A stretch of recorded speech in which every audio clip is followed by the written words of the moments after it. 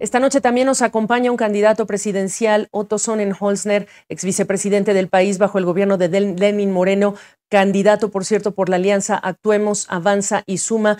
Buenas noches hasta Guayaquil, Otto. Faltan 10 días, pero esta ya es otra campaña. ¿Cómo la vas a llevar?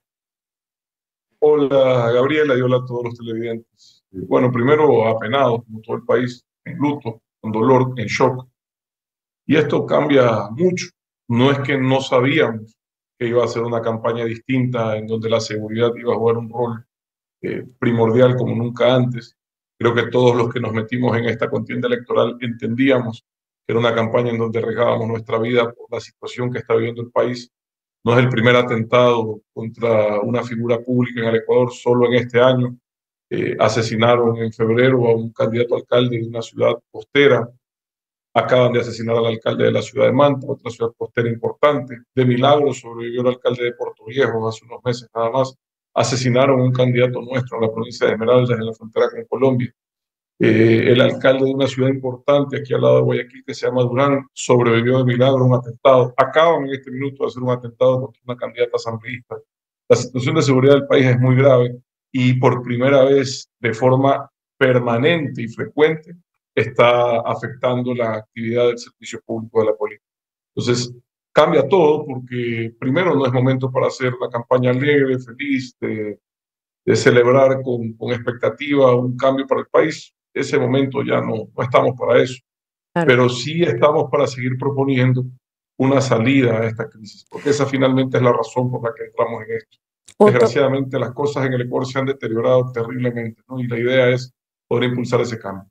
Otto, ¿están las condiciones dadas, en tu opinión, para ti como candidato, tu familia, tu equipo de campaña, los propios electores, para continuar haciendo visitas, haciendo, digamos, acudir a lugares, a instalaciones de manera presencial? ¿Están las condiciones dadas?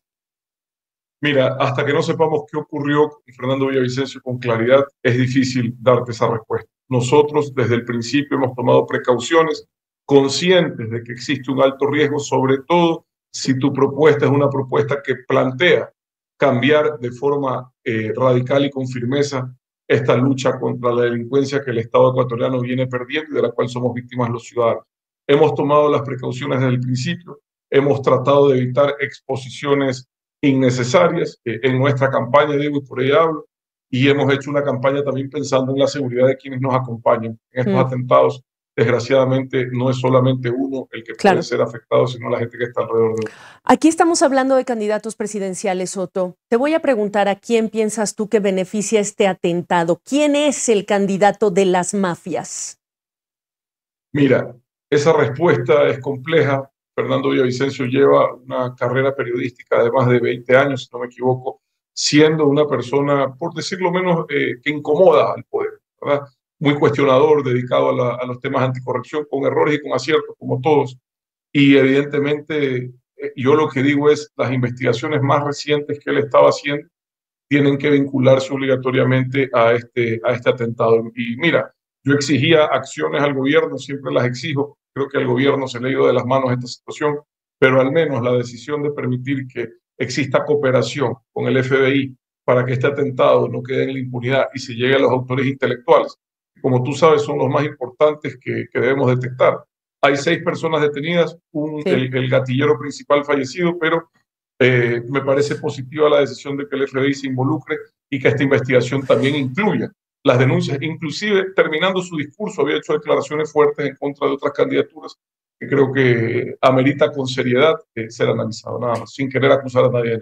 Revisando tu programa de gobierno, ¿de qué manera este atentado cambia, modifica, enriquece o te hace ajustar tu propuesta de gobierno en materia de seguridad? Mira, el país ha cambiado, la situación, y veía las noticias que tú presentas. La situación en la región se ha deteriorado, pero en ningún país tan gravemente como en el nuestro. Ecuador pasó de tener menos de 7 muertes violentas hasta el momento que yo fui servidor público, cada 100.000 habitantes, en el año 2020, a más de 32. Los delitos de extorsión, de secuestro, los magnicidios como este han pasado a ser cosa común.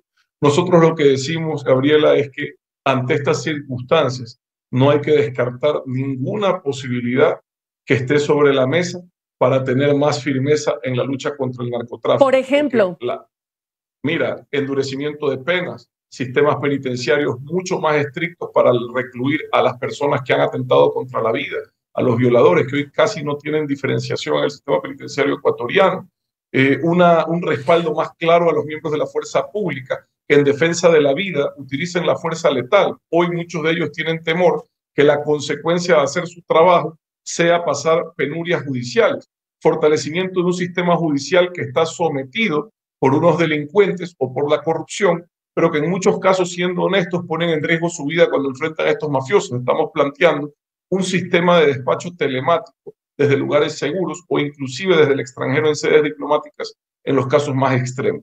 Cosas así, creativas, distintas, fuertes, porque como estamos y como venimos, no vamos a superar esta situación. Con paños tibios no se va a curar esta meningitis de inseguridad que tenemos los ecuatorianos en este momento. Otto Sonnenholzer, el Ecuador de paz que buscan podría tener dos caminos o vertientes, o enfrentar al crimen organizado o pactar con él. ¿Habrá candidaturas que estén considerando quizá el pacto con los carteles para vivir sin violencia? El Ecuador ya pasó por esa receta y es justamente lo que nos trajo hasta acá. Fue una sensación temporal de paz, una sensación temporal de que las cosas habían mejorado y lo que había ocurrido es que esos grupos del crimen organizado se fortalecieron por casi 10 años y cuando se decidió enfrentarlos nuevamente ya estaban en esta condición actual de mucho recurso, de mucho acceso a armamento, a financiamiento y desgraciadamente hoy la pelea es más. Esas paces mafiosas no funcionan y siempre estallan. Debo de reconocer que tampoco hay un país que encontrase hasta ahora la receta definitiva, porque también esas escaladas de violencia tienen consecuencias. Nosotros tenemos que diseñar un camino ecuatoriano para el problema ecuatoriano, con firmeza, con determinación, con creatividad, sin miedo, porque en este momento los que tienen que sentir miedo deben de ser esos pocos delincuentes y no los 18 millones de ecuatorianos que merecemos vivir en paz. Otto, sin embargo, lo has dicho tú muy bien, hay países como Colombia y México donde se han planteado medidas similares a las que tú estás describiendo y hay muy pocos resultados. Tú has dicho durante esta jornada, solos no podemos, pero esa es la convocatoria que has hecho a otros candidatos de oposición. En tu visión para combatir este tipo de organizaciones criminales, ¿qué pasa por tu cabeza cuando hablas de países como México, como Colombia, como el Ecuador, que están padeciendo estos efectos del crimen organizado y el narcotráfico? Primero, dolor que mi país esté ya en esa lista, que desgraciadamente es una lista en la que nadie quiere estar. Segundo, reconocer que en los países que tú mencionas pueden haber experiencias que significasen en su momento un avance en contra de estas mafias. Colombia logró recuperar en su momento espacios que estaban entregados a los grupos delictivos y recuperó la normalidad en ciudades importantes, sobre todo en los perímetros urbanos. Ahí hay experiencias que podemos analizar. Creo también que hoy los estados cuentan con el acceso a herramientas tecnológicas que deberían de darnos una ventaja en lo más importante en esta lucha, que es el acceso a la inteligencia, que nos permite estar 3 pasos adelante de los delincuentes y no 5 pasos atrás como estamos ahora. Y ese uso de la tecnología para controlar cárceles, para desarmar a los delincuentes, para tener la información que nos permita interceptar sus operaciones a tiempo y evitar el cometimiento de crímenes, es para mí la prioridad de nuestro plan de gobierno. Pues se me acabó el tiempo, pero la oportunidad de hablar contigo esta noche en el contexto tan difícil por el que pasa el Ecuador, te la agradecemos y estamos pendientes de lo que ocurre en los próximos días, días de campaña. El candidato presidencial Otto Sonnenholzer desde Guayaquil. Buenas noches, Otto. Gracias. Gracias a ti, Gabriel. Un abrazo.